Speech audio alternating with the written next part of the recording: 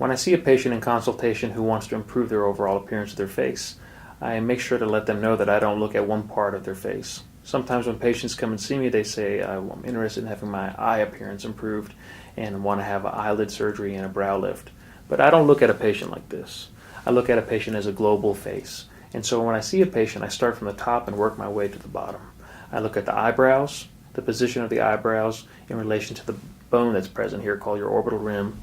I also look at the upper lids if there's extra skin. I also look at the lower lids to see if there's something called a tear trough deformity, which is essentially a big shadow that's present in this area where you can see a junction between the cheek and the lid. Normally in a youthful face you want to see no junction, it should be smooth, and you want to get rid of that shadow.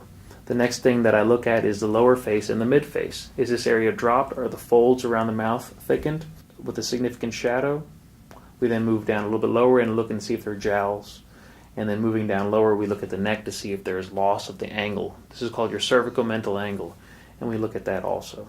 All of these things in combination will ultimately help me make a plan as to what to do for a surgical facial rejuvenation. If somebody wants to have something called a pan-facial rejuvenation, that means improve all the areas so that there's a harmonious appearance afterwards, then multiple things have to be done. This could include a brow lift, upper and lower eyelid lift surgery, a facelift, and a neck lift.